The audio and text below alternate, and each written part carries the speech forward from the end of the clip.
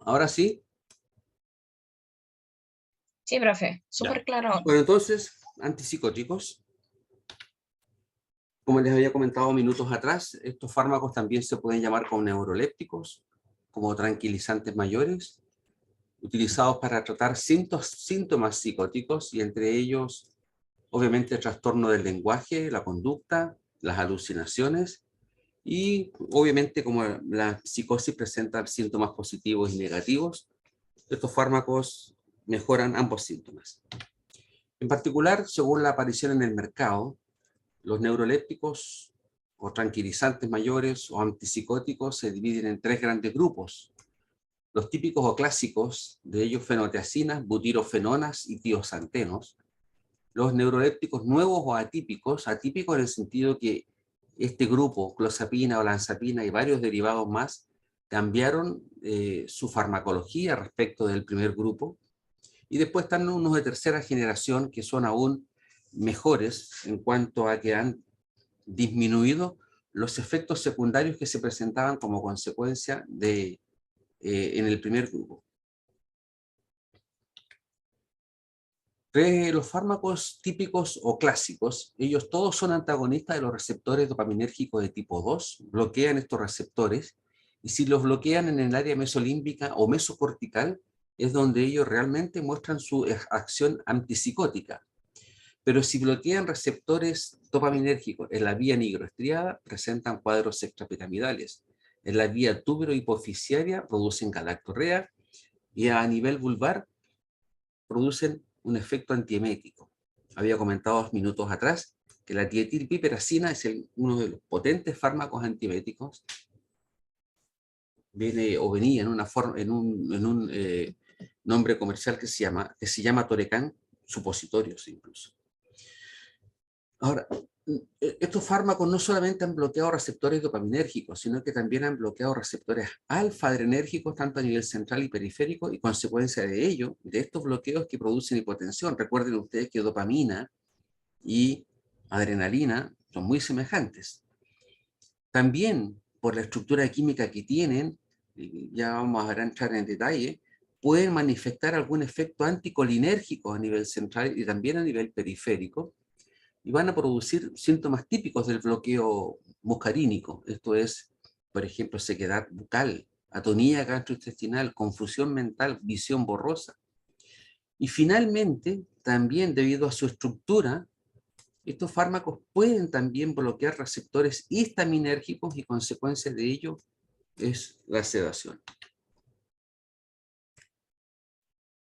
Con respecto a los neurolépticos nuevos atípicos, estos bloquean ya no solamente receptores dopaminérgicos en el área mesolímbica o mesocortical, como el sulpiridina, la olanzapina, la clozapina, la risperidona, sino que también ellos bloquean receptores 5-hidroxitriptamina del tipo 2A, como la clozapina, la olanzapina, la risperidona, y se supone que el bloqueo de estos receptores serotoninérgicos son o sería responsable de la reducción o ausencia de efectos extrapiramidales. Recuerden que el bloqueo del nigroestriado es la consecuencia del efecto extrapiramidal. Y al mismo tiempo, ¿cierto?, el bloqueo de estos receptores serotoninérgicos mostraría en consecuencia mayor eficacia para controlar la sintomatología negativa de la esquizofrenia. Quiero hacer el llamado de atención de que en algunos pacientes esquizofrénicos obviamente hay estados depresivos. Y la serotonina es la reina de la depresión, por decirlo de una forma, el principal neurotransmisor involucrado en. Finalmente, dentro de este grupo de los neurolépticos nuevos atípicos, la clozapina también tiene un efecto anticolinérgico, bloquea receptores alfa y receptores H1. Entonces, obviamente, su acción no es una acción absolutamente limpia desde el punto de vista de la farmacodinamia. Respecto de los nuevos neurolépticos, de los clase 3, ¿cuáles han sido los objetivos? Incrementar la eficacia y eficiencia, actuar sobre síntomas negativos más que sobre los síntomas positivos, y obviamente el gran objetivo de los neurolépticos nuevos, tercera generación, es disminuir también de manera muy importante los efectos neurolépticos clásicos, principalmente los extrapiramidales. Y cuando me refiero a extrapiramidales, me refiero a este temblor que se observa como que si una persona tuviese un Parkinson. ¿Por qué? Porque estamos bloqueando los receptores dopaminérgicos en el nigro estriado. Y el bloqueo de los receptores dopaminérgicos en el nigro estriado es responsable, o mejor dicho, la falta de neuronas dopaminérgicas en la región del nigro estriado es la consecuencia del Parkinson. Respecto siempre de estos neurolépticos de tercera generación, ¿cierto? Ellos no solamente antagonizan dopaminérgicos e histaminérgicos, sino que también, como les comenté hace un momento atrás, ellos pueden incluso ser agonistas sobre otros receptores 5-HT. Recuerden que los 5-HT hay receptores postsinápticos, receptores presinápticos, y esto es bastante complejo desde el punto de vista de los 7 subtipos de diferentes agrupaciones de receptores serotoninérgicos, y dentro de algunos grupos hay varios subgrupos. Finalmente, estos neurolépticos de tercera generación también se les conoce como estabilizadores del sistema dopamina-serotonina, por este efecto dual a nivel de receptores dopaminérgicos y serotoninérgicos. El uso clásico de los neurolépticos son los que se indican en esta diapositiva: esquizofrenia, psicosis, manía. También pueden ser utilizados como neuroleptoanestesia o incluso, dependiendo de alguno de ellos, no todos, como para el tratamiento de las náuseas y los vómitos. Vamos a los de primera generación, los neurolépticos tricíclicos, entre los cuales destacan las fenotiacinas. Y de las fenotiacinas hay 3 subtipos. Estamos hablando de los clases de los neurolépticos tricíclicos. Aquí hay 3 agrupaciones. La primera agrupación son las fenotiacinas, y las fenotiacinas a su vez tienen 3 subdivisiones: las dimetílicas, las piperacínicas y las piperidílicas. Y aquí hay algunos nombres representantes de cada uno de estos grupos. Fenotiacinas. El B son los derivados de los tiosantenos. El ciclopentixol es un ejemplo. Y el C es lo que nosotros conocemos como los derivados de benzodiazepinas, aun cuando estos, los de la clase C, serían los de segunda generación, pero igual son tricíclicos. Repito, aquí estamos hablando de neurolépticos tricíclicos. Están las fenotiacinas, los tiosantenos y las dibenzodiazepinas. Y dentro de las dibenzodiazepinas están, por nombrar alguno de ellos, estos 4, pero el más importante por lejos ha sido la clozapina. Un segundo grupo de fármacos de este tipo son los derivados de las butirofenonas, y el más importante por lejos ha sido el haloperidol. Un tercer subgrupo que deriva de las butirofenonas son los conocidos como derivados de difenilbutilpiperidina, y en particular cada uno de estos, pimosida, flupyrileno y penfluridol, derivan de cada uno de estos derivados de las butirofenonas. Un reemplazo de un grupo carbonilo por un fluorfenil en cada uno de estos derivados originó estos otros. Finalmente tenemos las benzamidas sustituidas. Aquí destaco la sulpirida, que se utiliza para producir hiperprolactinemia, es decir, aumenta la secreción de leche materna, obviamente en el humano, por supuesto, y es uno de los fármacos que se utiliza en mujeres gestantes que están dando a amamantar, para aumentar la producción de leche materna. Después están los derivados bencisoxazol, y aquí aparece un fármaco muy importante que es la risperidona. Y después hay una serie de fármacos misceláneos, sertindol, molindona, luracidona, etcétera, etcétera, que comparten algunas propiedades de estos fármacos tipo bencisoxazol. Desde el punto de vista de los fármacos tricíclicos clásicos, según sus acciones farmacológicas, uno los puede subdividir en 3 grupos. Estamos hablando de las fenotiacinas en particular, y ahí metió también algunos como los de nueva generación. Algunos fármacos se conocen como fármacos con acción sedante. ¿Qué significa esto? Que producen sedación, es decir, al individuo le producen un estado de disminución de la agitación nerviosa, de la ansiedad, y obviamente estos fármacos también producen efectos colinérgicos, antihistamínicos y muscarínicos, como los que comenté hace un momento atrás. De entre ellos, el más importante es la clorpromacina, que es el que más se ha utilizado de este grupo. Sin embargo, ¿cierto? Hay fármacos que son más potentes que estos que los, digamos, que tienen efectos sedantes, que son aquellos conocidos como los incisivos, que son los de mayor eficacia sobre síntomas positivos. Y de entre estos, el haloperidol y estos otros derivados que están acá abajo, pimosida, flupyrileno, penfluridol, pipotiacina, que también es una fenotiacina, son bastante más potentes desde el punto de vista de que ellos se conocen como incisivos, directamente muy eficaz sobre síntomas positivos. Y después hay algunos fármacos que son mixtos, que comparten efectos sedantes e incisivos. Está la clozapina, la tioridazina, que se utiliza bastante en ancianos, sobre todo cuando hace tiempo atrás se hablaba de demencia senil, y la risperidona. Y por último, ciertas modificaciones químicas de algunos derivados ha producido lo que nosotros conocemos como antipsicóticos de depósito. ¿Qué significa esto? Que son soluciones oleosas de administración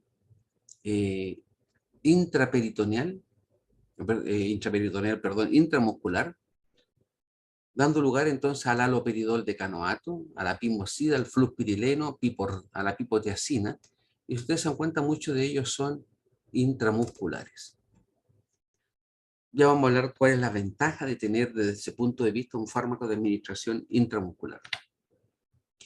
Finalmente, aunque esto no me corresponde, más bien de farmacología, quiero mostrar lo complejo que es el tener cada uno de estos fármacos. Aquí ustedes tienen la clozapina, risperidona, olanzapina, quetiapina, ciprasidona, certindol, sulpiride, amisulpride, sotepina, aripiprazol y el haloperidol. Y en la columna, en la columna A tiene los diferentes subtipos de receptores. Y no solamente receptores, sino que también los transportadores de estos mismos neurotransmisores, de dopamina, norepinefrina y 5-hidroxitriptamina. Y ustedes se darán cuenta que cada uno de estos fármacos tiene un diferente grado de afinidad sobre los receptores. Si pensamos nosotros, por ejemplo, en fármacos clásicos, y de los fármacos que están acá arriba, el más clásico es el haloperidol. Fíjense que el haloperidol tiene un bloqueo casi exclusivo de receptores dopaminérgicos, fundamentalmente del D2. También tiene bloqueo en receptores alfa. Pero si miramos ahora la clozapina, un antipsicótico nuevo o atípico, se caracteriza por tener bajo bloqueo dopaminérgico, pero alto bloqueo serotoninérgico, e incluso también a nivel de receptores H1, muscarínicos, y también incluso a nivel de transportadores. Ciprasidona, por ejemplo, muestra un efecto mucho más distribuido en cuanto a la especificidad de su alta afinidad, o menor o baja, por los diferentes receptores implicados en todo lo que es efectos cognitivos. Vamos a los derivados tricíclicos. Esto siempre lo pregunto en las pruebas. Ustedes aquí observan, ¿cierto? Como dice el nombre, derivados tricíclicos. Y acá arriba, al comienzo, vamos a mover esta pantalla para acá abajo. Dice acá arriba, actividad antidepresiva creciente. Es decir, si yo tomo esta flecha verde, que está acá arriba, ¿cierto? Desde mi izquierda hasta la derecha, los fármacos van siendo mejores antidepresivos, si lo tomamos como fila. Esta fila y esta fila. Aun cuando en la primera fila, ¿cierto? Estos fármacos son fundamentalmente neurolépticos. La segunda fila corresponde a neurolépticos y antidepresivos, y la tercera fila corresponde esencialmente a fármacos antidepresivos. Pero si dentro de cada una de las filas yo comparo el efecto antidepresivo, este es el peor antidepresivo y este es el mejor. El peor y el mejor, el peor y el mejor. En conclusión, si nosotros comparamos ahora globalmente la tabla, podríamos decir que este derivado, el de arriba, fila superior izquierda, es el peor antidepresivo. Fila inferior derecha, este derivado es el mejor antidepresivo. Pero si ahora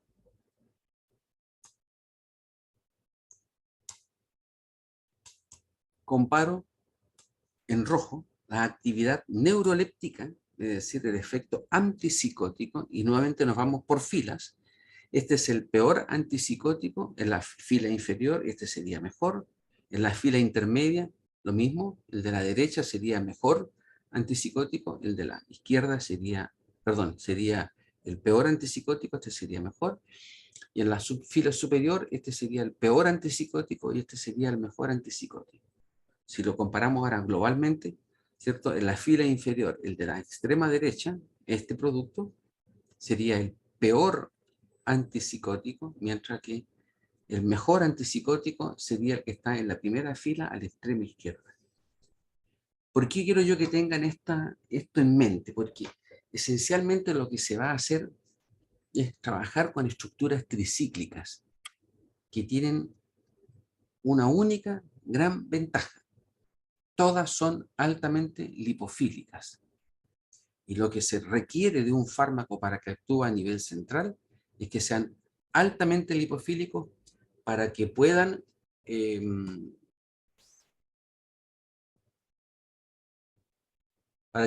atravesar ¿no?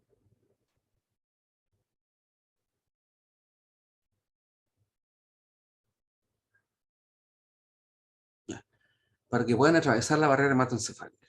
Estoy grabando, ¿no? ¿Se nota? Parece que sí. Sí, profe. Sí, profe.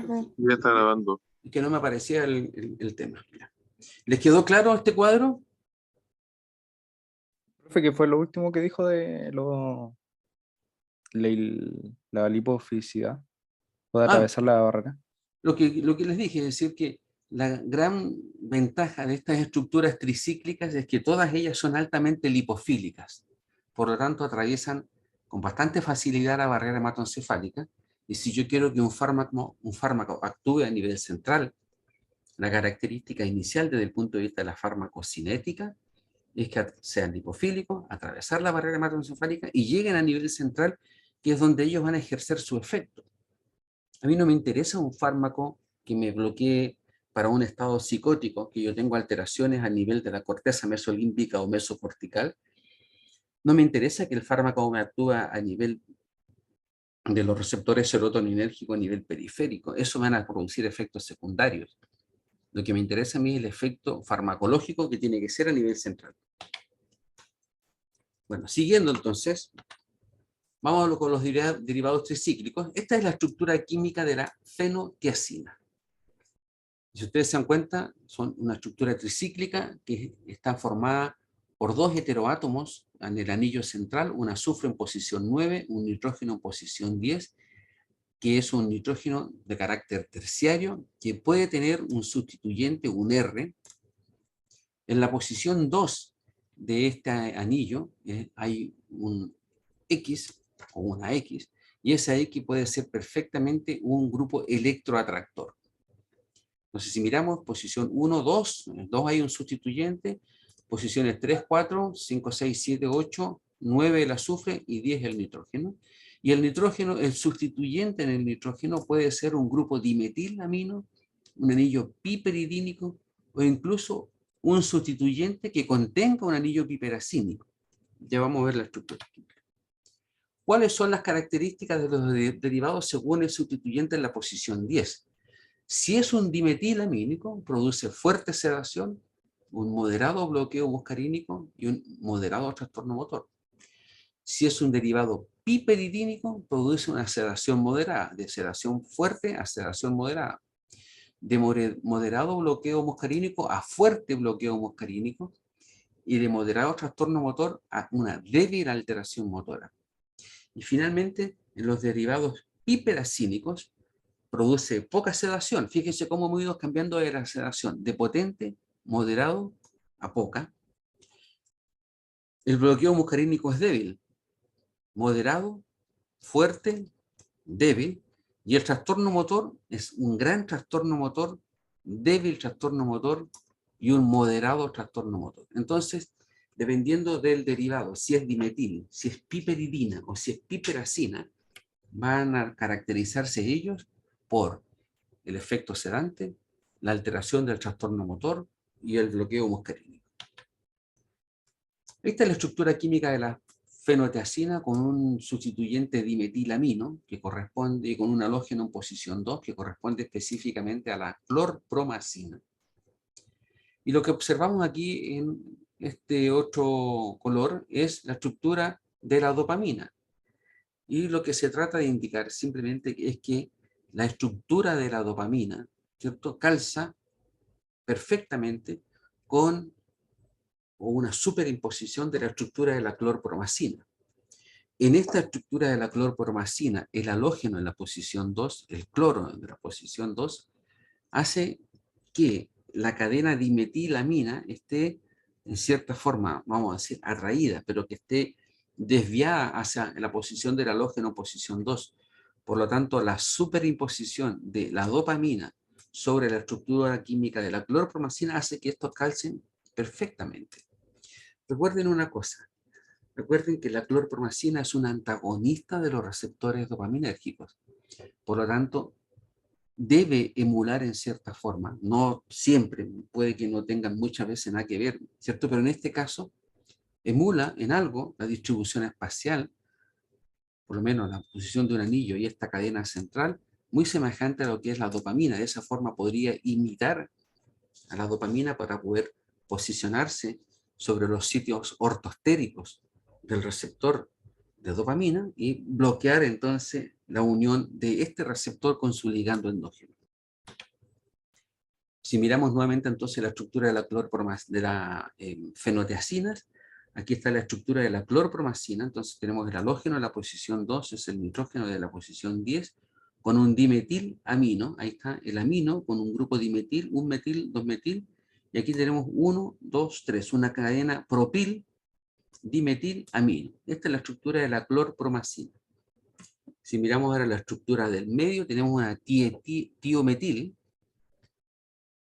piperidina, siempre con 1, 2, y en este caso, el tercer átomo de carbono del anillo de la cadena propil está dentro de la piperidina.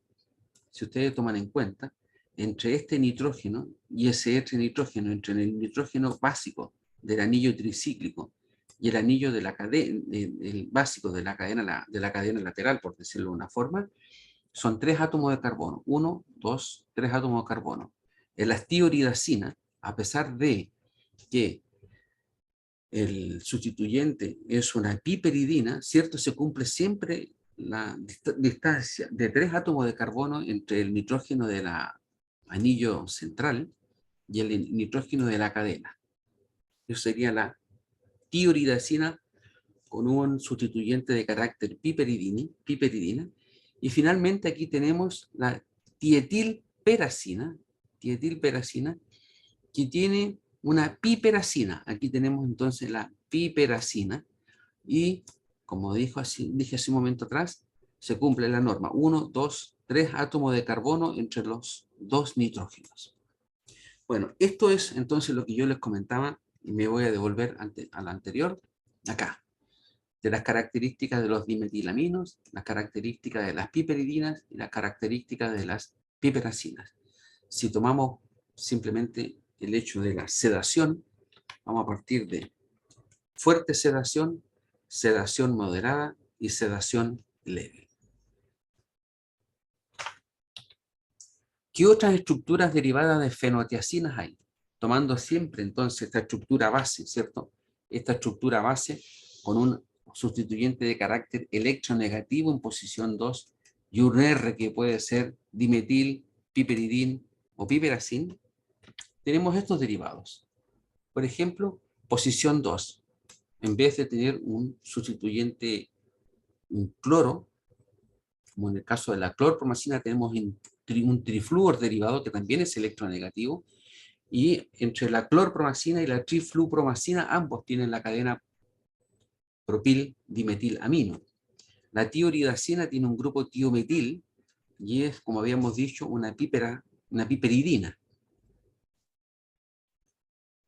La mesoridiacina también, la mesoridiacina también es una piperidina con otro derivado electroatractor en posición 2. La perfenacina, un cloro con una piperacina en posición en el R10, con la única diferencia que aquí tenemos un grupo etanol, ¿cierto? Un alcohol, un etoxi, en posición 4 en esta piperacina. Y esto almacénelo en el disco duro porque es importante pensando en la farmacocinética. Ya vamos a ver por qué. Siguiendo con estos otros derivados de fenotiacinas, está la proclorfenacina, derivado de piperacina, flufenacina, cloro en posición 2, trifluoro en posición 2, trifluoro en posición 2, con una trifluoperacina. Fíjense nuevamente en la flufenacina aparece este etanol derivado. Después tenemos la acetofenacina con un acetilo en posición 2 y nuevamente este etanol derivado. La dietilperacina, este derivado, la dietilperacina, tiene un tioetil y una peracina con un grupo metilo en posición 4. Es un fármaco porque se caracteriza porque es sí, diría yo que es el único que ha tenido un marcado efecto antiemético.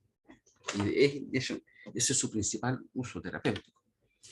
¿Cuáles son las otras fenotiacinas? Vamos, por ejemplo, viendo otro tipo de sustituyente en posición 2. Tenemos aquí, por ejemplo, la periciacina, que tiene un grupo ciano y una piperidina como sustituyente con un hidroxilo en posición 4. La levopromacina, que es una dimetilamina con un grupo metoxi derivado. Y después tenemos la pipotiacina, que es una dimetil N-dimetil derivado, con una piperidina y siempre con un grupo de hidroxilo en posición 4 en este caso. ¿Qué es lo que uno observa en términos generales? ¿Cierto? Si nosotros miramos este nitrógeno de la piperidina es de carácter básico. Este nitrógeno de la cadena dimetilamina también es de carácter básico. Y si miramos cualquiera de estos dos nitrógenos de las piperacinas, también son de carácter básico. Eso ha permitido, por ejemplo, que en los casos de las piperacinas, estos dos nitrógenos puedan ir protonados formando un clorhidrato, una sal, lo que aumenta obviamente su solubilidad. Y si ustedes se dan cuenta, clorhidrato, clorhidrato, y perfectamente esto también podría ser un clorhidrato, diclorhidrato en cada uno de ellos. Mientras que aquí, ¿cierto? Podemos tener un clorhidrato con ese nitrógeno, con este otro nitrógeno, podemos formar un clorhidrato. La ventaja sería obviamente hacer un fármaco soluble, pero una vez que llegan, o incluso podemos darlo sin siquiera ir como clorhidrato, ya a pH gástrico, se van a protonar y van a estar en estado protonado. Obviamente cuando en el pH gástrico la absorción va a ser muy baja, pero a nivel intestinal la absorción podría ser un poco mayor. O podemos dar una dosis mayor para que se absorba a nivel gástrico. Recuerden que los fármacos no ionizados son los que se absorben. Está claro que este fármaco, para que se absorba mejor, se absorbería mejor a un pH más alcalino. Y ese pH más alcalino para cada uno de estos fármacos lo podríamos perfectamente encontrar a nivel del tubo T. La clorpromacina, en particular, es el fármaco que más se ha utilizado en pacientes psicóticos porque tiene un marcado efecto sedante.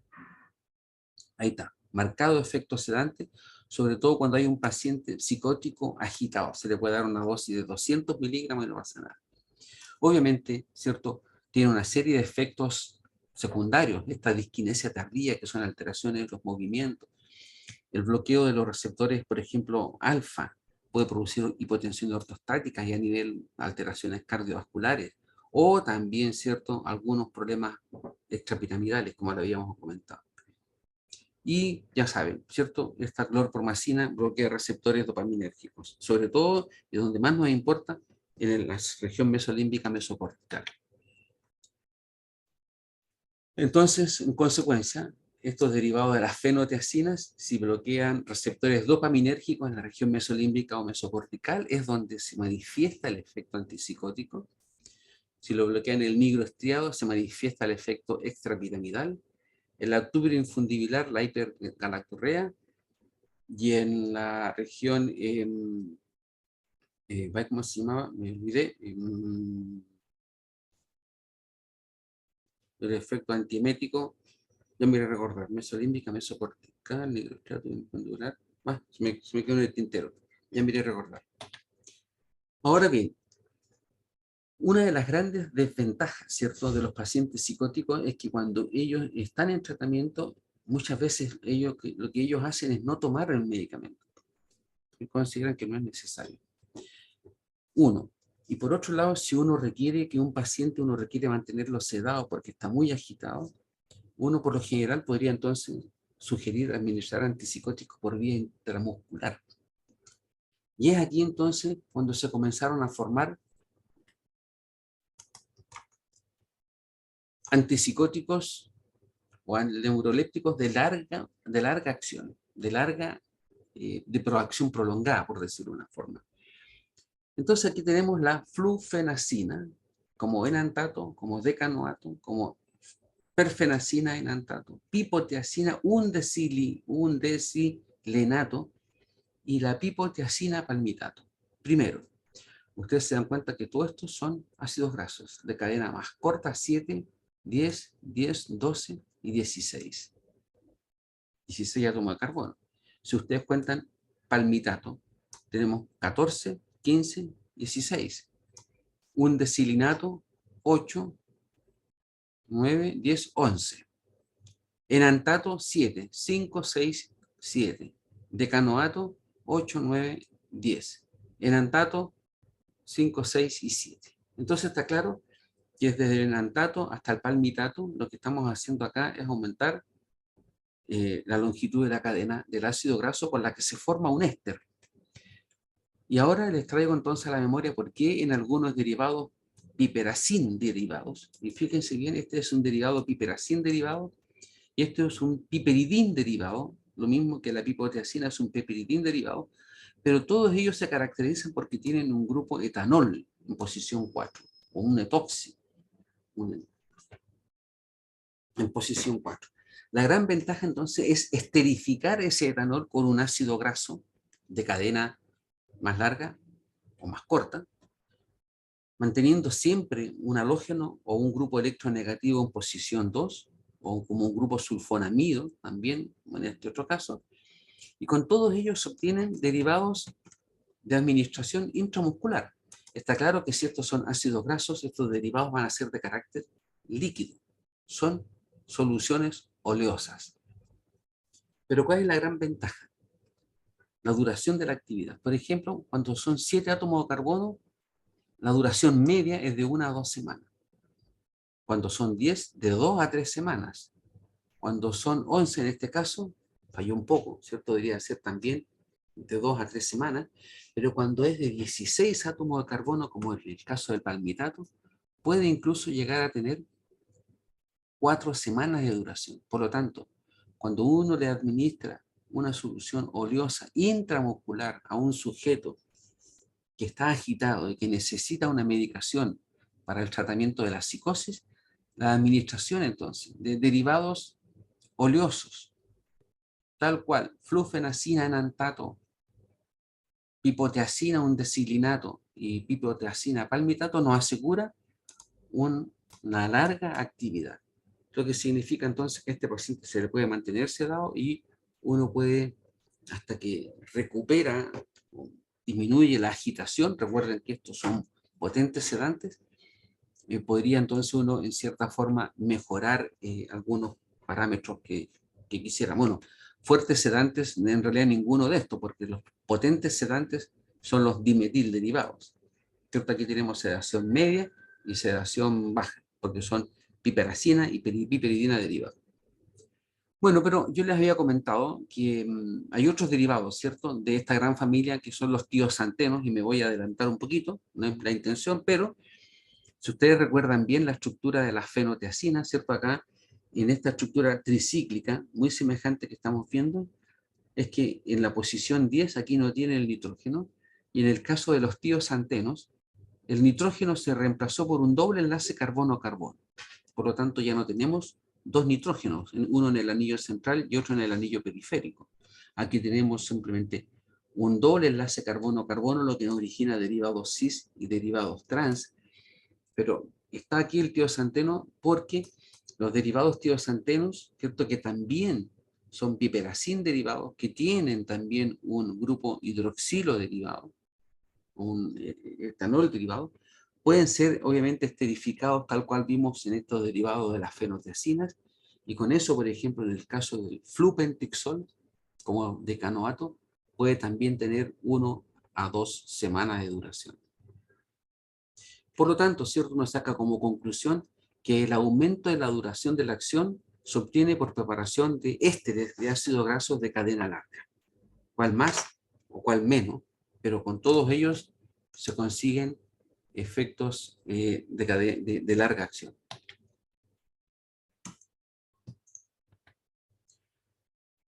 Hablemos ahora de los tioxantenos. Aquí está la estructura química de las fenotiacinas y destaco, ¿cierto?, en este anillo el nitrógeno central del anillo central, ¿cierto?, que está formando un enlace simple con un carbono de la cadena propil derivado.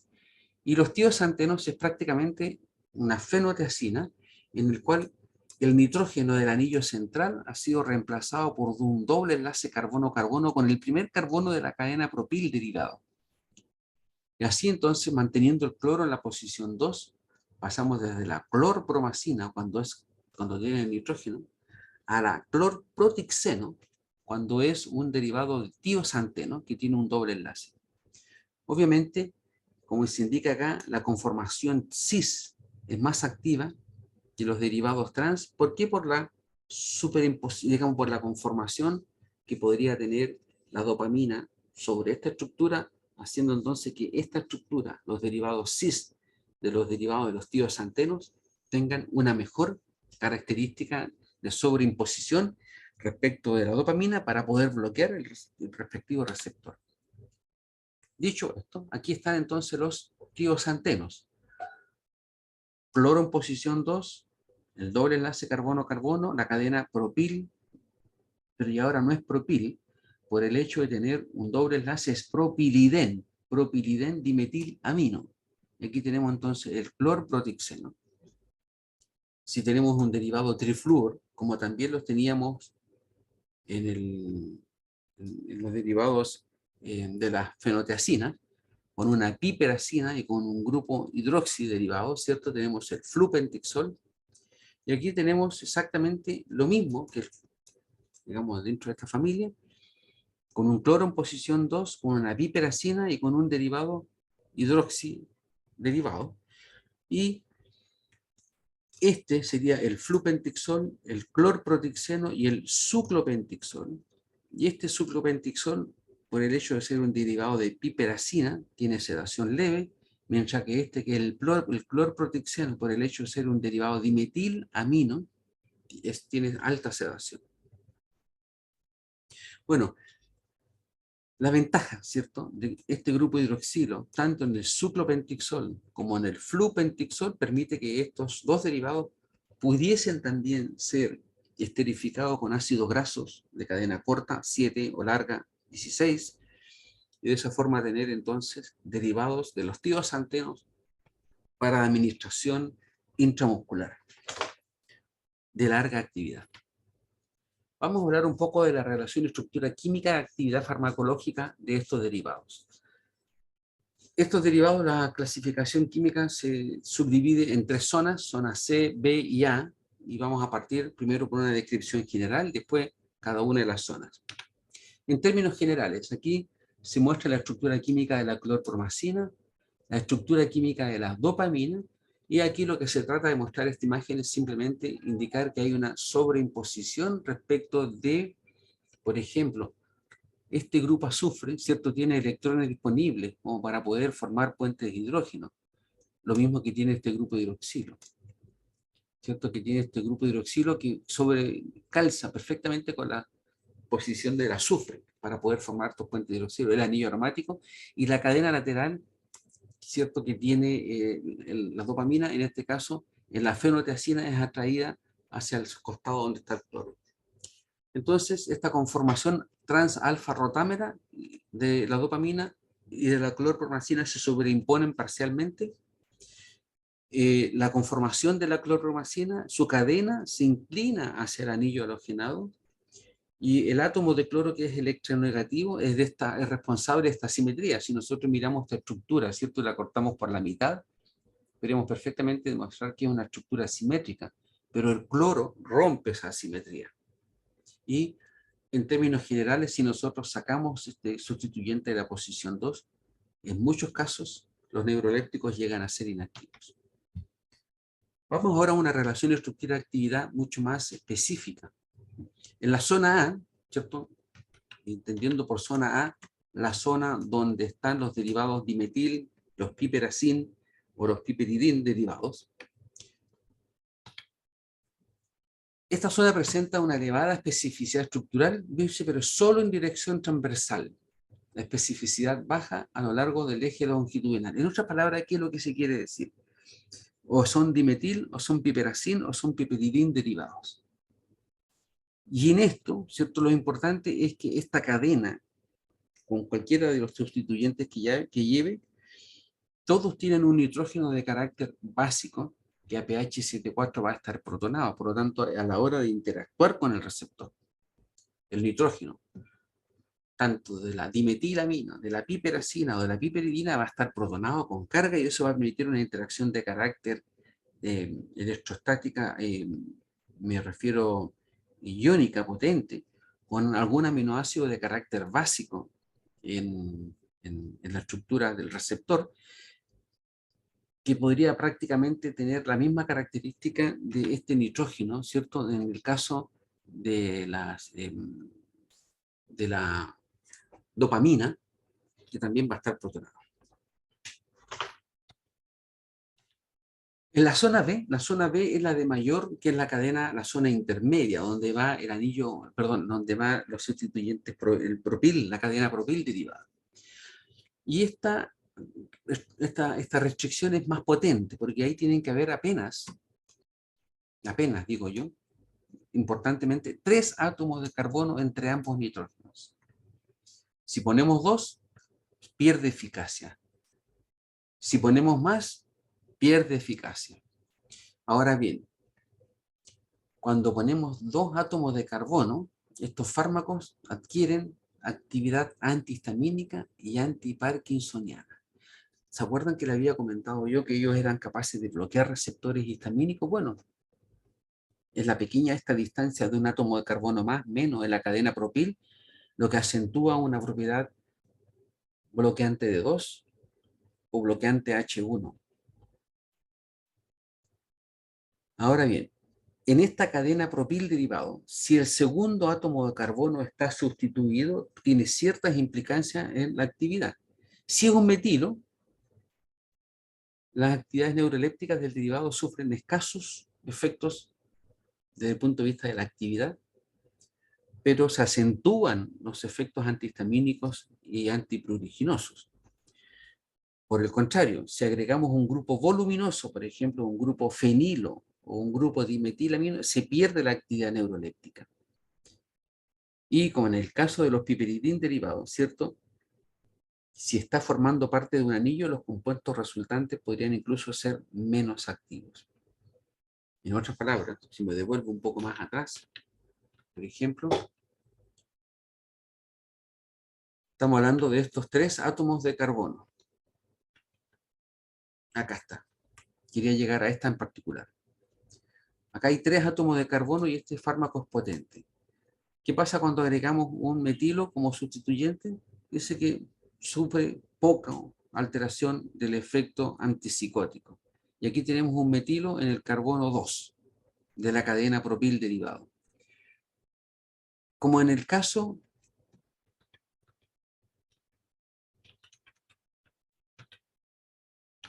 como en este caso, que está acá, ¿cierto? En el caso de la tioridacina, ¿cierto? La pregunta es la siguiente.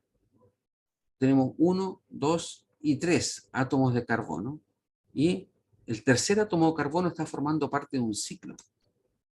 y el nitrógeno está insertado dentro de y tiene 3 átomos de carbono de distancia, por lo tanto este fármaco sigue siendo activo.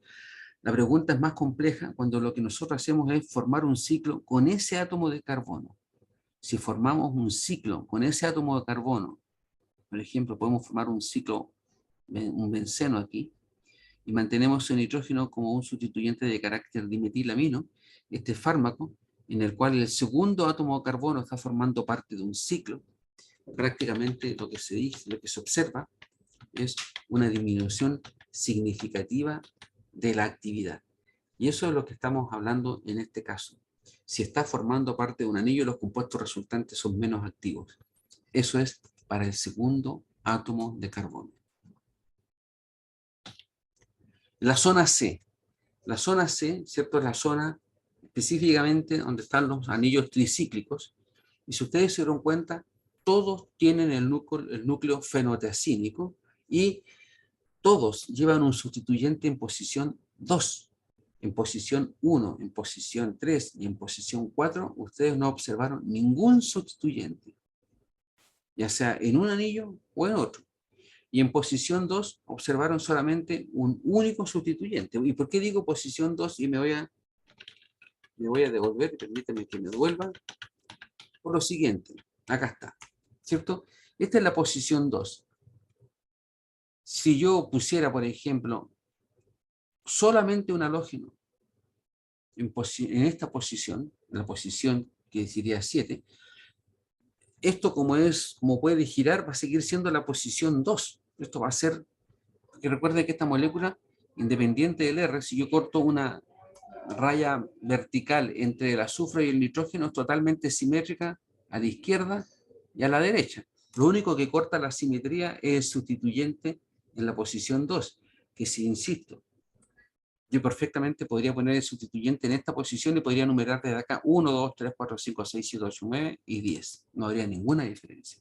Porque esto puede rotar, por lo tanto, eso es determinante. Otra cosa es que cuando yo agregue un sustituyente en posición 10 y después agregue otro sustituyente, que en este caso ya sería uno el de la posición 7, por ejemplo, que tendría que tener 2 sustituyentes y en ese caso la actividad obviamente se pierde. Lo mismo, no hay sustituyentes en posición 1, en posición 3, en posición 4, o, dicho lo mismo, ¿cierto? En posición 8, en posición 6 o en posición 5. Solo soporta un sustituyente de carácter electroatractor en posición 2. Dicho esto,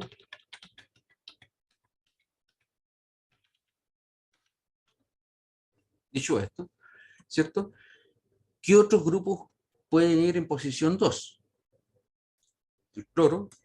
Vimos un derivado que era un acetil derivado, vimos derivados trifluor derivado, vimos derivados dimetilsulfonamilo derivado, tietil derivado, trifluor derivado y un sulfoximetil derivado. También fuimos capaces de ver este tipo de derivados. También incluso vimos un derivado que tenía un grupo metoxilo, o podría haber incluso un derivado que tenga un grupo hidroxilo en posición 2. Sin embargo, estos sustituyentes, por el hecho de tener un carácter iónico, disminuyen la característica, la actividad. En cuanto a los tiosantenos, recuerde que los tiosantenos son derivados, podríamos considerarlo casi como primo hermano de la fenoteasina, y hay un doble enlace carbono-carbono de carácter olefínico, el doble carbono, ¿cierto? Está el anillo tricíclico, obviamente el doble enlace hizo que se eliminara el nitrógeno, pero la cadena lateral también pueden ser de carácter dimetil, propil, de carácter dimetil, propil, piperacina o piperidina. Pero sin embargo, los derivados cis son varias veces más activos que los derivados trans respecto de esta conformación. Y en cuanto a los neurolépticos de larga acción, ¿cierto? La mayoría, por no decir prácticamente todos, ellos se deben a que el hidroxilo libre, que por lo general está en la posición 4 de una piperidina o de una piperacina, permite la esterificación con ácido graso de longitud larga. Y uno podría, a priori, decir que mientras más larga la cadena, mayor es la actividad, o mejor dicho, no la actividad, mayor es la duración de la actividad. La duración, no la actividad. Vamos a los antipsicóticos atípicos. 10:15. 11:15. Vamos a hacer 5 minutos de descanso, muchachos. Paro 5 minutos.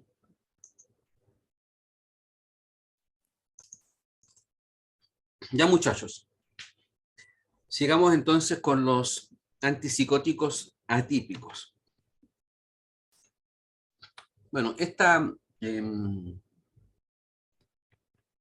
antipsicóticos atípicos primero se caracterizan porque obviamente son activos frente a síntomas positivos y negativos de la esquizofrenia, incluso frente a enfermos refractarios, pero lo más importante, no muestran efectos extrapiramidales.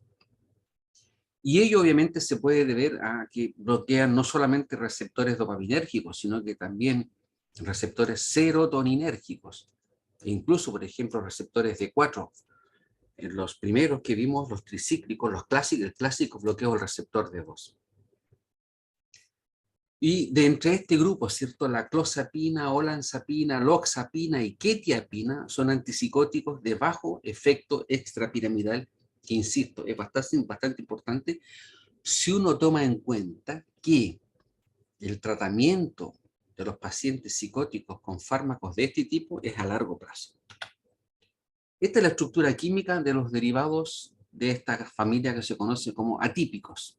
Atípico porque nos muestran los efectos clásicos de los fenotiazínicos o de los tiosantenos. Ustedes se darán cuenta que es una estructura tricíclica, ¿cierto? Una estructura tricíclica caracterizada por tener, en este caso, como habíamos visto hace un momento atrás cuando yo les mostré este cuadro general de las estructuras tricíclicas, tiene dos anillos bencenos que están flanqueando a ambos lados a un anillo de 7 átomos de carbono, que puede tener en su estructura, ¿cierto?, un nitrógeno, o que puede tener también un nitrógeno y otros heteroátomos. Y entre estos heteroátomos puede tener a la vez otro nitrógeno, como en el caso de la clozapina, puede tener un azufre, como en el caso de la clotiapina, o puede tener el nitrógeno y un oxígeno, como en el caso de la loxapina. Obviamente la nomenclatura, ¿cierto?, cambia respecto a los derivados fenotiazínicos y tiosanténicos. Y aquí tenemos, por ejemplo, la nomenclatura del punto de vista del 1, 2, 3, 4, 5, 6, 7, 8, 9, 10, 11. Entonces, podríamos pensar que en este caso, ¿cierto?, en la posición 11, tenemos una piperacina, una 4-metil piperacinil derivado. Vamos al primer grupo de esta familia. El primer grupo de esta familia, si nosotros pensamos entonces que era 1, 2, 3, 4, 5, 6, 7, 8, 9, 10, 11, se caracteriza entonces porque en la posición 8 ahora tiene un halógeno que sería el cloro, y en la posición 11 tiene un 4-metil piperacinil, ¿cierto? Y es un dibenzo-diazepina, porque tenemos un nitrógeno, dos nitrógenos en el anillo central de 7, diazepin, dibenzo-diazepin. Y con el cloro entonces obtenemos la clozapina. Aquí tenemos entonces el anillo central, que es de 7 átomos de carbonos, 7 átomos, en este caso tiene 2 nitrógenos, lo que sería una diazepina de 7, una dibenzo-diazepina. Y con el cloro en posición 8, entonces tendremos el clozapina. Mientras que el otro derivado, ¿cierto?, se reemplazó un doble enlace carbono a carbono en el anillo y se obtuvo un tieno derivado con un grupo metilo. Obviamente aquí también entonces cambió la nomenclatura y partimos entonces del azufre, el de la posición 1, sería el metilo, 2-metil, el de la posición 2, entonces sería 1, 2, 3, 4. Y en este caso, entonces, en la posición 4 está el 4-metil piperacinil, benzo o tieno-benzodiazepina. Tieno-benzodiazepina. Y esto dio lugar entonces a la olanzapina. Aquí les muestro yo, desde el punto de vista de la farmacología, solamente cómo es la ocupación de receptores por estos fármacos, ya sea de alta afinidad o de baja afinidad. Y si ustedes se dan cuenta que alta afinidad está indicado por receptores en color amarillo, fundamentalmente dopaminérgicos, serotoninérgicos, muscarínicos y adrenérgicos, y de baja afinidad para dopaminérgicos de 1, 5HT14, 5HT, otro 5HT, 5HT el 2C, el 3, el 7, y por el otro lado, la olanzapina, ¿cierto? También muestra sitios de unión de alta afinidad, y ustedes aquí se dan cuenta, los sitios de unión de alta afinidad, ¿para quién? Prácticamente para casi todos los receptores, alfa, histamina, D1, D2, 5HT, 2A, 2C, 5HT6, incluso aquí ya pierde, obviamente no tiene afinidad por los receptores muscarínicos, pero este color medio morado indica que son alta afinidad los diferentes receptores. Bueno, esa es la olanzapina. De este derivado de diazepina, el más importante ha sido la clozapina, porque mejora los síntomas de estos pacientes, y sobre todo son útiles para aquellos pacientes que no pueden o que no responden a las fenotiacinas o a las butirofenonas como el haloperidol. La gran desventaja de la clozapina es que produce discrasia sanguínea, afectando prácticamente en forma fatal a un 1 o 2% de la población. Pfizer, me parece que Pfizer o el laboratorio que tiene registrado este producto, exige a los pacientes que antes de darle una segunda dosis se tengan que hacer un hemograma para saber cómo está la fórmula sanguínea, y si la fórmula sanguínea ellos encuentran que está alterada, suspenden el tratamiento y hay que buscar entonces otras alternativas. Esa es la gran desventaja de estos derivados de las clozapinas. Y miren, si miramos ahora desde el punto de vista de los receptores, tienen alta afinidad por D1, D2, baja afinidad por D4, y si lo comparamos con la afinidad por los receptores alfa, H1, M1 y los 5HT. Entonces tiene desde el punto de vista de la farmacología una diversidad de afinidad por diversos receptores. Y la clozapina, si ustedes se dan cuenta, desde los años 60 para el tratamiento de la esquizofrenia y el uso es la neutropenia, que acabo de comentar hace un minuto atrás. No tiene efectos extrapiramidales y esta neutropenia fatal ha hecho que no se utilice de manera tan frecuente y sobre todo se utiliza en pacientes que no responden a otros antipsicóticos. Por otro lado, ¿cierto? La olanzapina, que era un tieno derivado, que tiene un perfil farmacológico bastante diferente, es un potente de 2 y potencia 5HT2A, y de esa forma entonces puede que sus efectos se deban esencialmente al bloqueo de esos otros receptores. Vamos a ver ahora los derivados diciclotiazepínicos. Y en estos derivados ustedes se dan cuenta que el anillo central está formado por un azufre y un nitrógeno, el anillo de 7 lados. De ahí viene el nombre tiazepina, flanqueado siempre por 2 anillos aromáticos, de ahí la razón que se llama un dibenzotiazepina. Y dependiendo de los sustituyentes,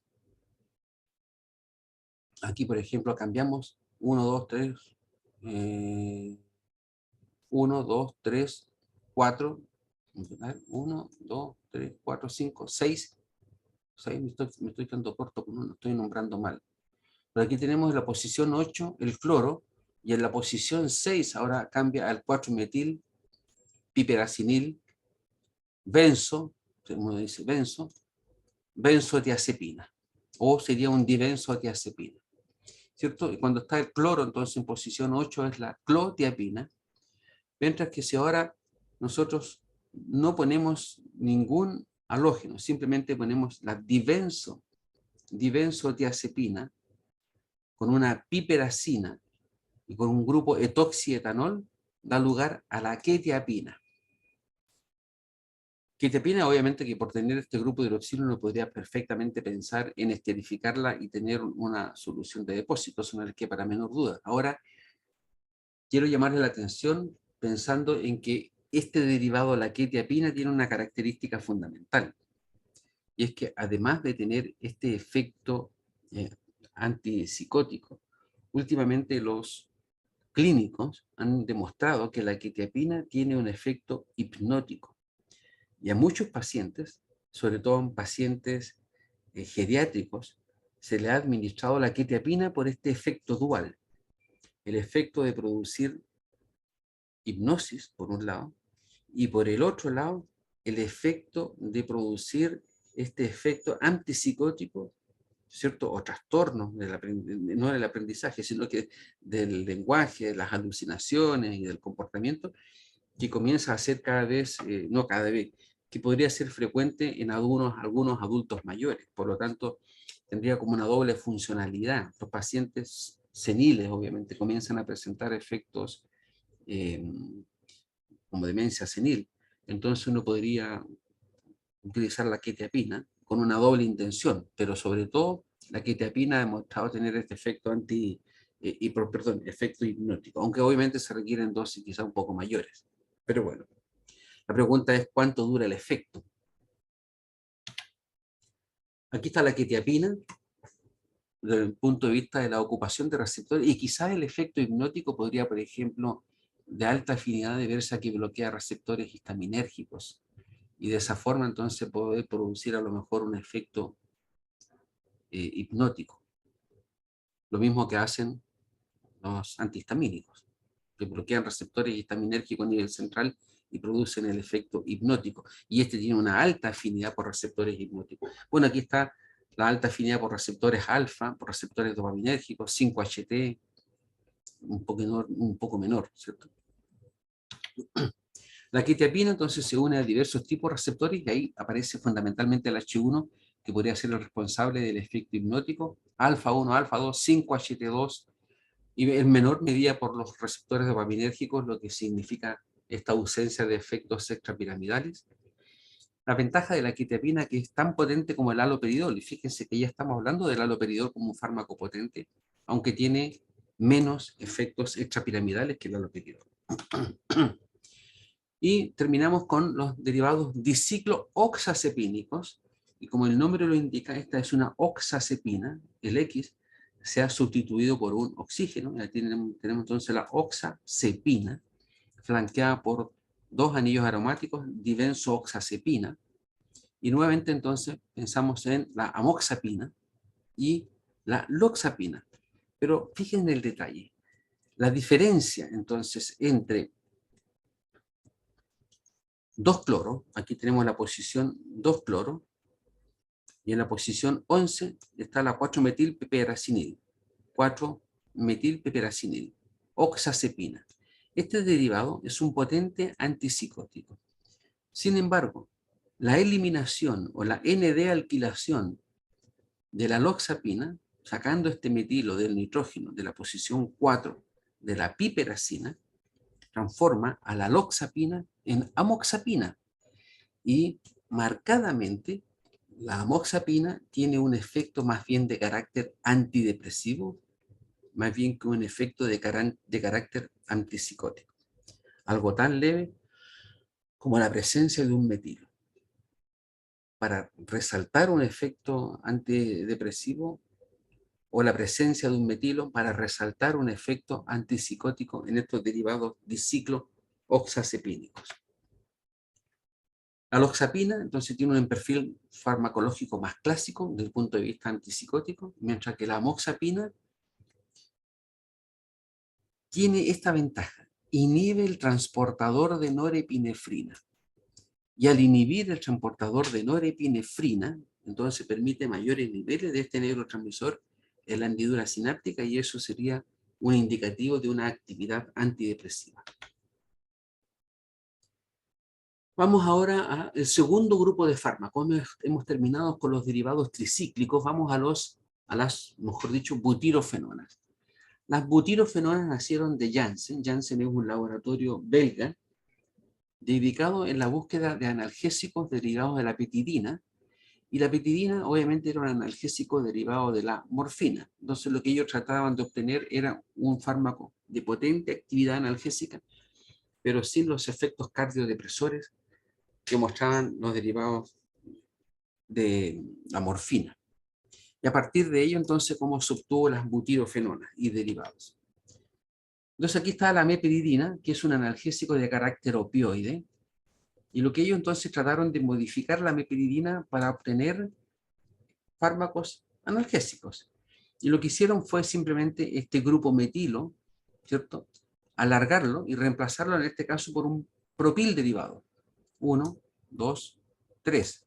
Aquí tenemos un metilo, se le agregaron 2 átomos de carbono, pero formando una propanona, como en este caso, y se le agregó finalmente en el carbono alfa de esta propanona, se le agregó un fenilo, y así se obtuvo un análogo propio fenona, que tenía 200 veces la potencia analgésica de la meperidina, es decir, más potente que la meperidina.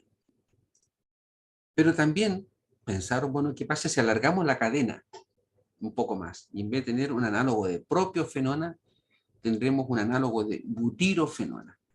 Y entonces que alargaron la cadena de 3 átomos de carbono, como en este caso, a 4 átomos de carbono, como en este otro caso, y se obtuvo la butirofenona. Ustedes se dan cuenta, obviamente, esta cadena o este sustituyente es prácticamente el mismo, ¿cierto? Tenemos una piperidina y en posición 4 tenemos un grupo acetoxi y un grupo fenilo. Acetoxi y un grupo fenilo. Y aquí exactamente el mismo. Entonces, este análogo butirofenona presentó una actividad bastante semejante a la clorpromacina, es decir, un efecto sedante, un efecto antipsicótico, pero sobre todo también eliminó la actividad analgésica, es decir, ya se perdió el efecto analgésico propio que se tenía con la propiofenona, pero se acentuó la actividad neuroléptica, es decir, sedante y antipsicótica. Y así fue entonces como se obtuvieron los derivados de las butirofenonas. Butiro porque es un derivado de una butirofenona, 4 átomos de carbono, butil, 1, 2, 3, 4, este sería el carbono alfa, una cadena entonces de 4 átomos de carbonos, en primer lugar, que para que sean efectivos estos derivados no debe tener ramificaciones en la cadena, primera cosa. Segundo, obviamente puede tener la cetona, debe tener la cetona. Tercero, en el carbono 4 de esta cadena tiene un nitrógeno, que es una amina terciaria. Y esa amina terciaria puede estar formando parte de una estructura cíclica, como en este caso que sería una piperidina de carácter cíclica, ¿cierto? Que podría tener sustituyentes en posición para respecto del nitrógeno. Y por el otro lado, ¿cierto? En el anillo de en la acetona de la butirofenona, puede haber como sustituyente un fenil derivado que también podría tener un sustituyente en posición para, que en este caso, para los derivados activos, el fármaco de mayor potencia fue el que demostró tener un flúor en posición para. Dicho esto, entonces se obtuvieron los siguientes derivados. En primer lugar, el haloperidol, flúor en posición para respecto a esta cadena, que sustituía en el carbono 1 de la butirofenona, el nitrógeno siendo parte de un ciclo de la piperidina y en posición para un grupo de hidroxilo o un clorofenil derivado. También se obtuvo otro sustituyente a partir de una, ¿cómo se llama esto? Imidazol, una imidazolona, ¿cierto? Dando lugar a la espiperona. Se dieron cuenta prácticamente lo que está desde el nitrógeno que está formando parte del ciclo hacia la izquierda, hacia el flúor, prácticamente la estructura se mantiene intacta, dando lugar entonces a la espiperona. También aquí tenemos un benzotiazol derivado, perdón, benzotiazol, imidazol derivado, benzoimidazol derivado o imidazolona, ¿cierto? Dando lugar al droperidol Y este otro derivado que es el trifluperidol, muy semejante al haloperidol, ¿cierto? Con la única diferencia es que en este caso, en el trifluperidol tenemos un sustituyente que es un trifluor que está en posición, en esta misma cadena en posición para, mientras que en el haloperidol es un halógeno que está en posición, perdón, aquí está en posición meta y acá está en, bien digo, trifluor en meta y aquí está el cloro en para. Pero bueno, aquí tenemos los 4 derivados: haloperidol, espiperona, droperidol y trifluperidol. Estos fármacos obviamente tienen afinidad por receptores 5-HT y los efectos farmacológicos son muy semejantes a los de la fenotiazina. El fármaco más potente y de mayor uso, incluso se utiliza en concentración hasta de 1 miligramo, apenas 1 miligramo, es el haloperidol. La marca registrada más común es el Aldol, que viene en diversas formulaciones para utilizarlo como fármaco antipsicótico. De hecho, ustedes observan acá, Aldol 5 miligramos, 5 miligramos por ml en inyectable, y este 2 miligramos por ml en solución en gotas. Entonces, de las butirofenonas está el haloperidol, el droperidol, la espiperona y el fluperidol. Todos ellos son fundamentalmente antagonistas de 2, también antagonizan HT, tienen efecto potente como antipsicótico, como antialucinatorio, antimaníaco, y tienen efectos escasos a nivel central, frecuente acción extrapiramidales o por el bloqueo de los receptores de 2. Ya no es un efecto tan potente a nivel de los H1 por la sedación, importante bloqueo muscarínico y alta incidencia de trastornos motores, el efecto extrapiramidal. Es muy potente el haloperidol como antipsicótico, pero estos efectos secundarios imposibilitan su uso de manera, digamos, no vamos a decir segura, sino que de manera limpia de efectos secundarios. Hablemos un poco de la relación de estructura-actividad de las butirofenonas. En primer lugar, hay que nombrar, ¿cierto?, que en el carbono 4 de la butirofenona hay un nitrógeno que está formando parte de la estructura, pero que puede estar inserto en un anillo y es esencial para la actividad neuroléptica. La cadena es de 4 átomos de carbono y si yo la acorto, la ramifico, la actividad neuroléptica se pierde. Si yo reemplazo el grupo ceto por un grupo tio, podríamos obtener los tiofen derivados en las butirotienonas, que serían derivados activos. Pero si lo reemplazo con grupos olefínicos, es decir, con un doble enlace carbono-carbono, o si pongo un anillo fenoxi, o si reduzco el carbonilo, ¿cierto?, a un grupo hidroxilo, la actividad neuroléptica se pierde. Como tio derivado podría mantenerse, pero con grupos olefínicos, repito, doble enlace carbono-carbono, con fenoxi, pasar del carbonilo al hidroxilo, la actividad neuroléptica se pierde. El flúor que está en posición 4 en el anillo fenilo es esencial, lo elimino, la actividad se pierde. Y el nitrógeno de la cadena butirofenona, ¿cierto?, es esencial para la actividad, es un nitrógeno de carácter terciario, por lo tanto se puede protonar, pH 7,4. Y la potencia neuroléptica no se pierde si es incorporado en anillos de 6 átomos de carbono que tienen sustituyentes en posición para. Y ustedes se dieron cuenta que prácticamente todos estos derivados,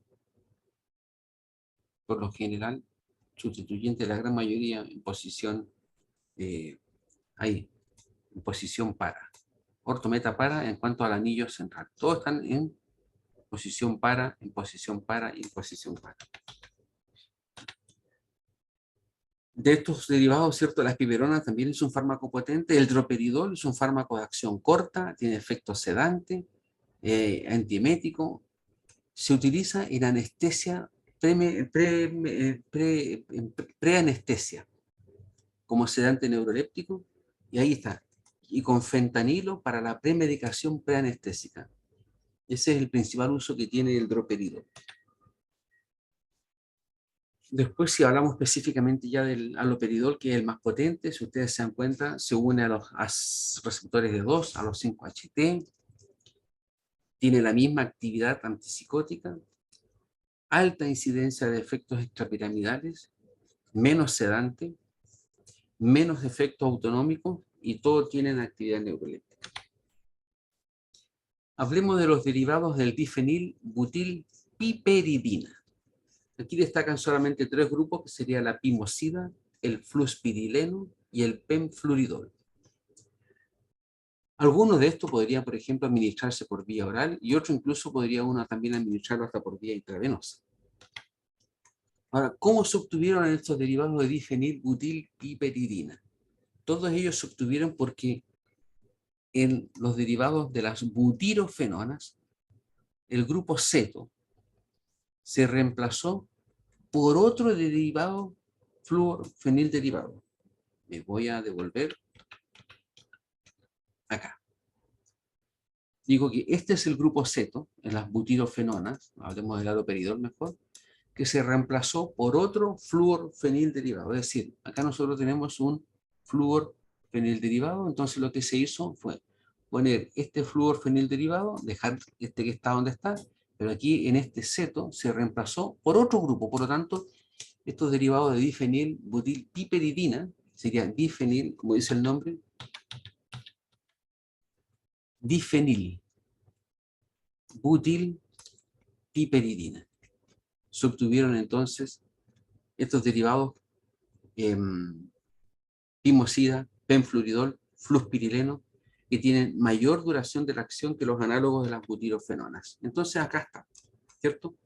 Aquí nosotros en el droperidol, por ejemplo, teníamos un grupo ceto, se reemplazó el ceto por un fluorfenilderivado, ahí tenemos entonces de difenil, butil, ya no es una acetona, como teníamos el caso recién, piperidina. Y la piperidina tiene un sustituyente benzimidazol, aquí tenemos un benzimidazol o benzimidazolona, ¿cierto? En posición para.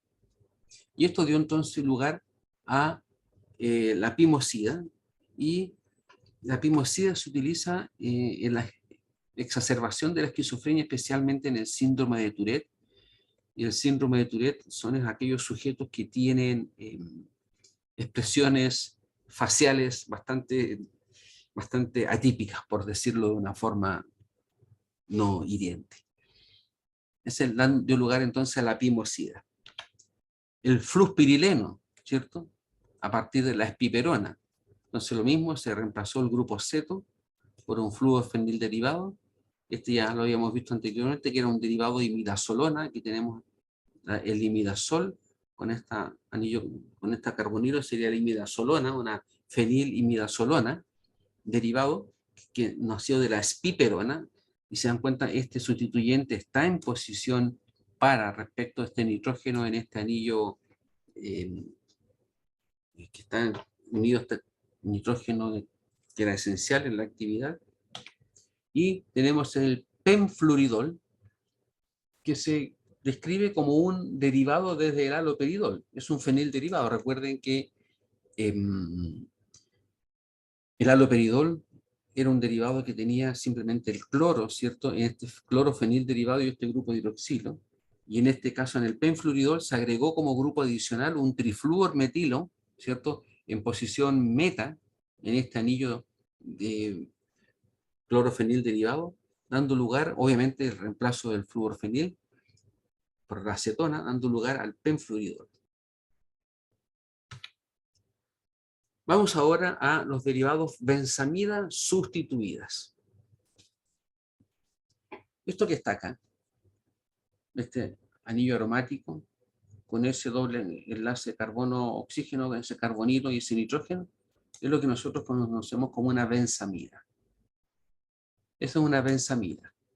Y dice benzamida sustituida, porque claro, en uno de los nitrógenos de la benzamida se sustituye, en este caso, por una cadena de 2 átomos de carbono con un nitrógeno final, NN etil, NN dietil etil derivado. Este fármaco, conocido como metoclopramida, ustedes lo conocerán porque es uno de los fármacos que actúa a nivel de los receptores de 2 a nivel periférico, que modifica la motilidad gástrica, es un buen fármaco que nosotros conocemos como regulador del vaciamiento gastrointestinal o de la motilidad gastrointestinal. Bueno, a partir entonces de esta meclopramida, se modificó y se obtuvo la remoxipride. Si se dan cuenta, sigue siendo una benzamida. Aquí tenemos la benzamida. La diferencia está, por ejemplo, que en el caso de la metoclopramida tiene un grupo amino, aquí ya no está el grupo amino, pero obviamente lo que se hizo aquí en esta cadena NN-dietil derivado, se reemplazó por un metilpirrol derivado. Y eso obtuvo entonces el remoxipride, y obviamente a partir también de este mismo derivado se reemplazó el bromo por un grupo sulfonamido, y tenemos prácticamente el mismo derivado reemplazando el metilo por un grupo etilo, se obtuvo el sulpiride. Entonces, tanto el remoxipride, y aquí encontramos que hay entonces algún cierto grado de estequiometría. Tenemos entonces el S-remoxipride y el S-sulpiride, son los fármacos activos de esta familia que se caracterizan por tener buena absorción oral, comparable, un efecto comparable a otros antipsicóticos en potencia, en eficacia, prácticamente muy pocos efectos extrapiramidales, y este se retiró porque producía anemia aplástica.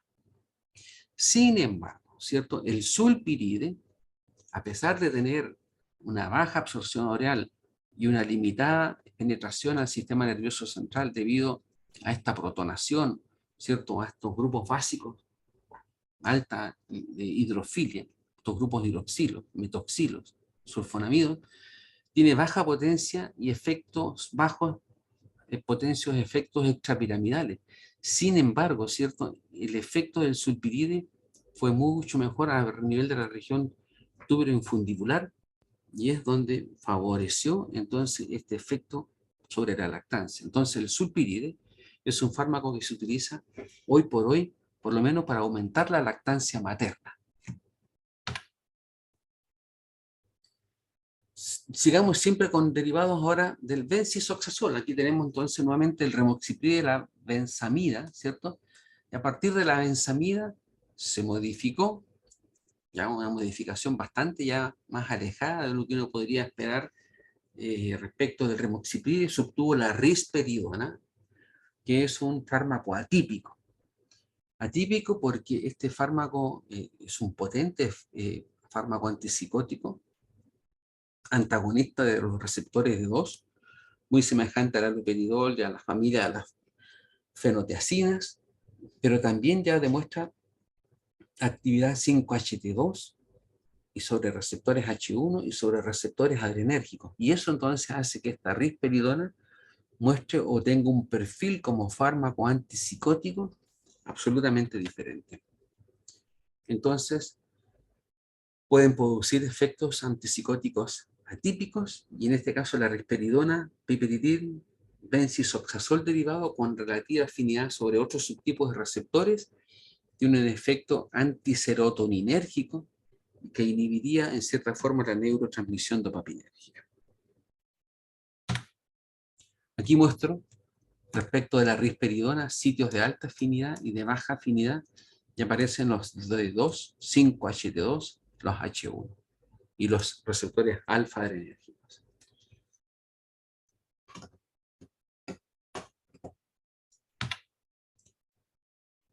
Otros derivados de esta familia son la ketanserina y la risperidona, de la cual habíamos hablado, me parece, acá. Habíamos hablado ya de la risperidona, que es la que aparece acá abajo.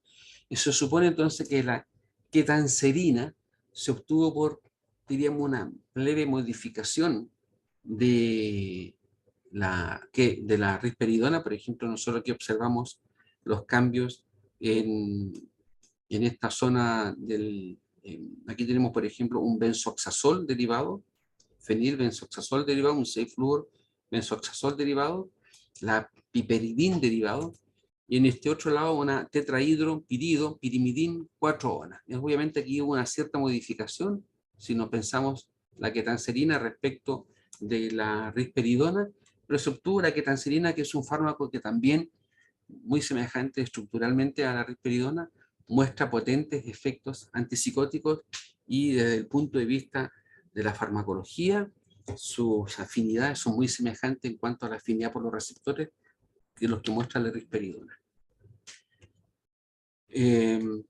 Fíjense bien, la risperidona ha sido tan importante que ahora es primera línea. HD2 y D2 son los que presentan mayor afinidad, muy semejante a lo que tiene el haloperidol. La ventaja de este fármaco sobre los otros es esto: reduce síntomas negativos y reduce la incidencia de síntomas extrapiramidales. No se ha asociado a problemas de granulocitosis como tenía la clozapina.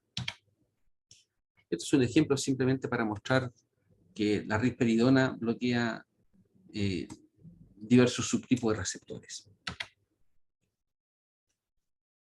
La ciprasidona, por otro lado, ustedes observan acá la estructura química de la ciprasidona, es un benzotiazol. Aquí tenemos un benzotiazol, piperacinil y un dihidroindolona, una dihidroindolona derivado, que es químicamente un fármaco antipsicótico que antagoniza dopaminérgicos, serotoninérgicos, adrenérgicos, histaminérgicos, pero sobre todo que regula la neurotransmisión dopaminérgica. Y eso es importante desde el punto de vista del efecto antipsicótico. Si nosotros miramos este detalle, ¿cierto?, que mostramos aquí en este caso, se ve una sinapsis, y aquí se ve, por ejemplo, los diferentes subtipos de receptores postsinápticos, con los cuales la ciprasidona muestra alta afinidad. Por ejemplo, muestra alta afinidad por los 5-HT, alfa, H1, muestra baja afinidad por eso según muestra esta gráfica, y el mecanismo, ¿cierto?, de bloqueo, que también podría bloquear la ciprasidona, el transportador de noradrenalina, podría hacer perfectamente que esta ciprasidona, lo mismo que habíamos visto hace un fármaco atrás como la moxapina, que podrían tener efectos antidepresivos. ¿Cierto? ¿Por qué? Porque están al bloquear el transportador de serotonina, aumenta la concentración del neurotransmisor en la hendidura sináptica. Sigamos. Dentro de los derivados misceláneos, me queda la molindona. Después de la molindona vamos a hacer 5 minutos de descanso hasta irnos después ya al final de la clase, porque entre medio vamos a comenzar con fármacos antidepresivos. Aquí están entonces los derivados misceláneos. La molindona, este nitrógeno es de carácter básico, es terciario, perfectamente podría ir al igual que ese que está arriba, aunque el par de nitrógeno de ese anillo, ¿cierto?, de esta indolona, están prácticamente circulando en esta nube pi. Ese par de nitrógeno está mucho más disponible, ahí viene el hecho de que sea un clorhidrato. Este fármaco, la molindona, no tiene alguna similitud estructural con algunos fármacos que hemos visto anteriormente. Es menos potente que el haloperidol al bloquear los receptores de 2. Produce efectos extrapiramidales. Tiene un efecto de duración más largo, lo que sugeriría que algunos metabolitos de la molindona podrían ser activos. Vamos a hacer un breve descanso de 5 minutos. Continuamos a las 12:05. Según mi reloj, son las 12. Detenemos momentáneamente la grabación.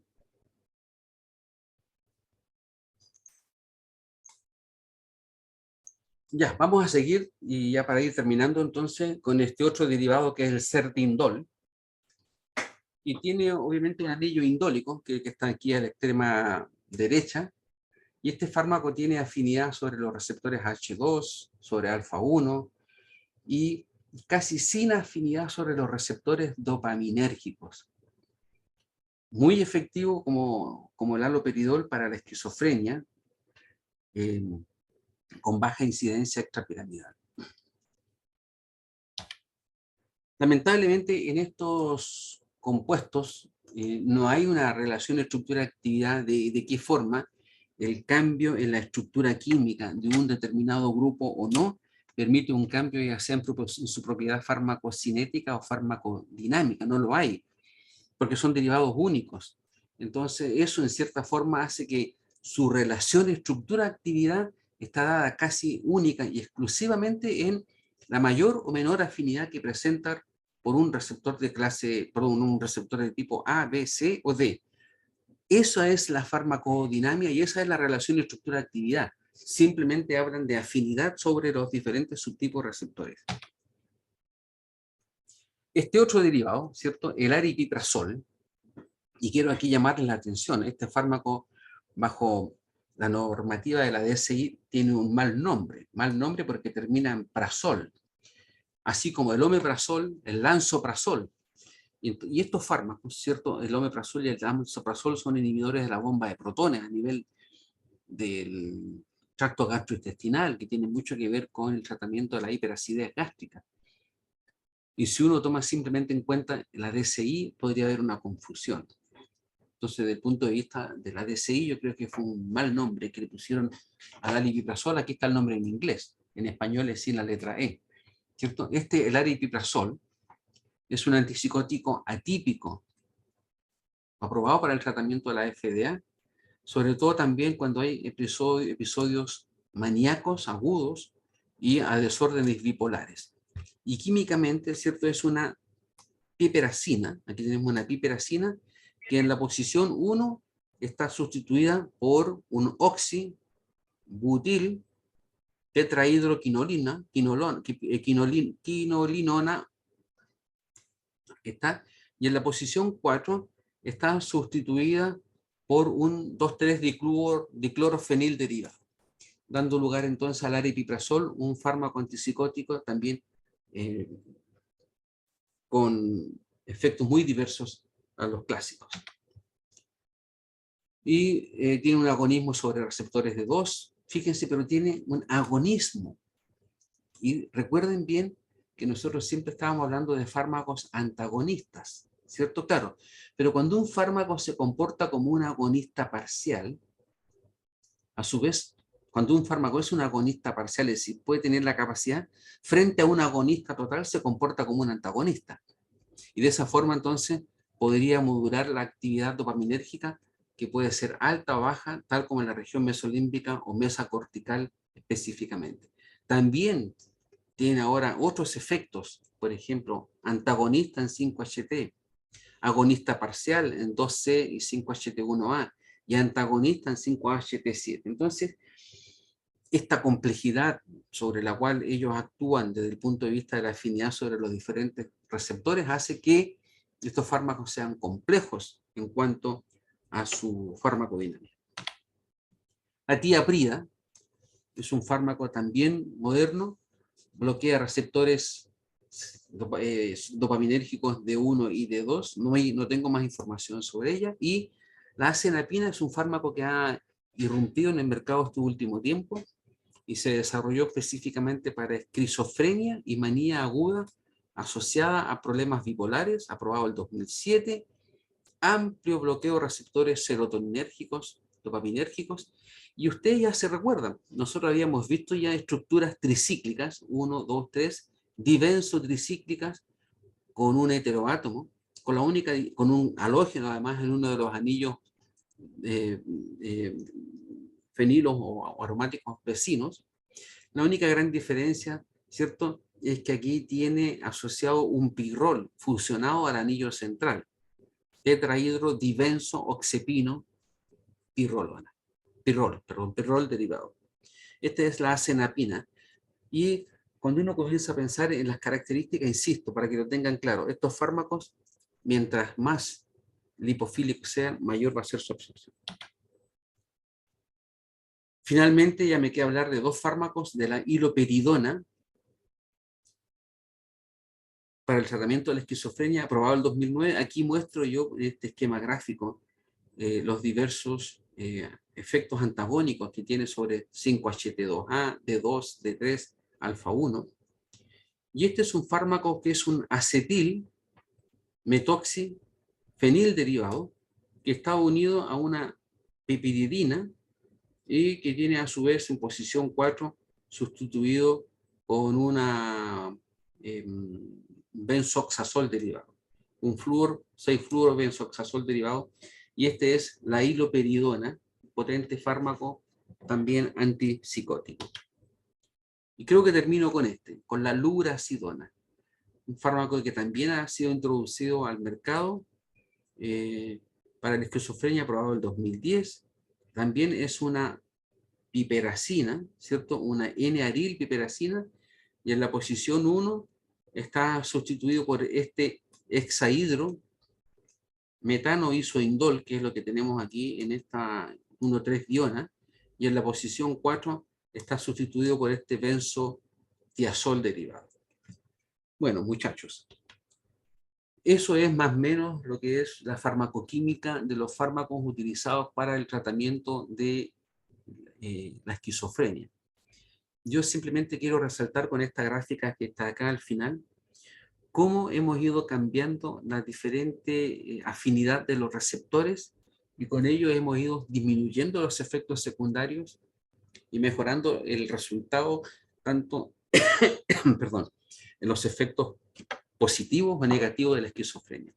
Desde el haloperidol, que tenía un marcado, o que tiene, mejor dicho, un marcado efecto antagónico sobre receptores D2, alguna cierta afinidad por D1, una marcada afinidad por alfa 1 y por 5-HT, hasta fármacos más modernos en los cuales se ha demostrado que el bloqueo de los receptores serotoninérgicos ha ido creciente desde la clozapina, olanzapina, risperidona y sertindol en el tratamiento de los efectos antipsicóticos. Aquí les dejo otra diapositiva final, ¿cierto? Aparece la clorpromacina y podemos nosotros ver, por ejemplo, la constante de afinidad para los D2, 1,5, para el D4, 3,7, y la razón entre uno y otro. El haloperidol, por ejemplo, 1, muy semejante al de la clorpromacina. La sulpirida, mucho más alta, tanto para el D2 y quizás mucho más alta todavía para el D4. La risperidona, 0,3 nanomolar, ya más potente aún en cuanto a su afinidad por los receptores D2.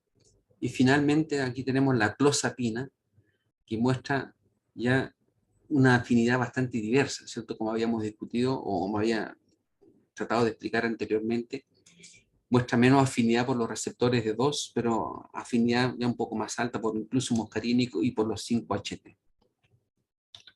Los dejo con esta imagen de una película, Psicosis, de Alfred Hitchcock, ya por los años 50-60. Un gusto. Ahora vamos a terminar entonces esta clase de fármacos antipsicóticos y vamos a continuar entonces con fármacos antidepresivos esta media hora que nos queda. Voy entonces, mientras tanto, a cortar la grabación.